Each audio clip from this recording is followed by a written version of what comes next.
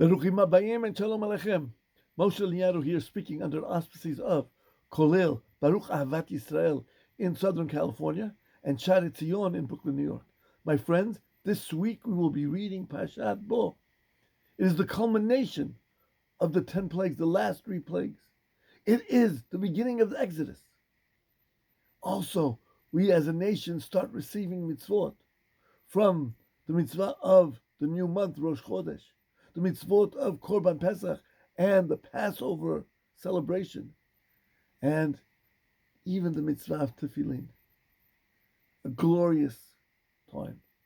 But our sages have a riddle. They discuss when was the first mitzvah given, and their opinions vary. One opinion is the first mitzvah was you should have only one God, no idol worship.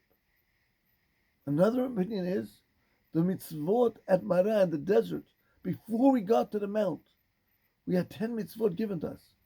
Shabbat, Paraduma. But my question is, why don't you put into the equation the mitzvot given in Egypt? The mitzvot that we just mentioned, the new moon, Pesach. What about the Tefillin? Why aren't those counted in the count?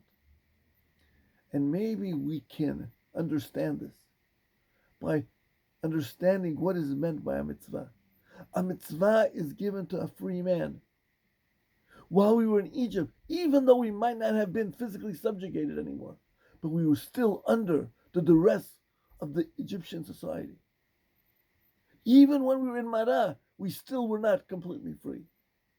When did we become free and receive our total freedom and had a choice to accept the mitzvot? That is at Har Sinai. That's where we said gloriously all together, Naaseh v'nishma.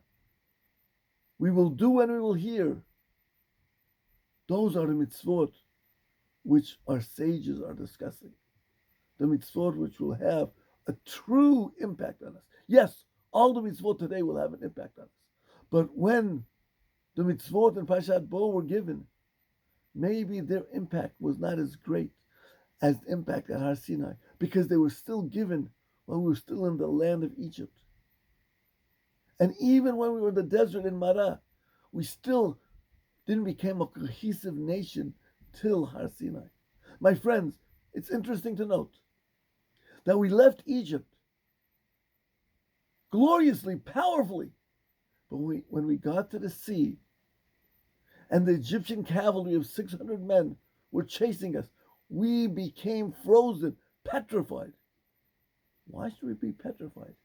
We had 600,000 young men, a nation of 3 million. Be scared of 600 men and their horses?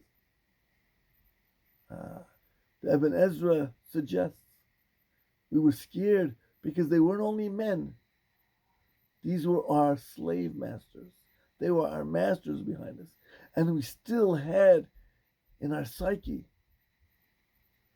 the trajectory of being still slaves.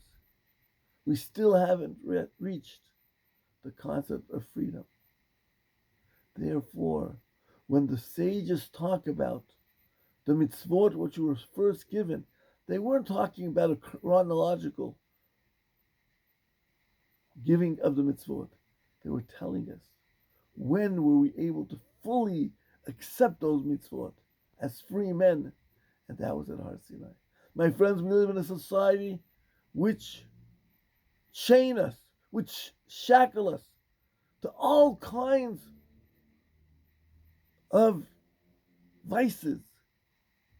For us to truly be good Jews, is we must break those shackles, break those barriers, be it the barrier of anger, be it the barrier of foreign substances, be it the barriers of hate, be it a self-degrading attitude. We have to break those attitudes to to be able to fulfill the Torah with a total purity. And then, no question, Mashiach Tzidkenu will be right around the corner. Shabbat Shalom.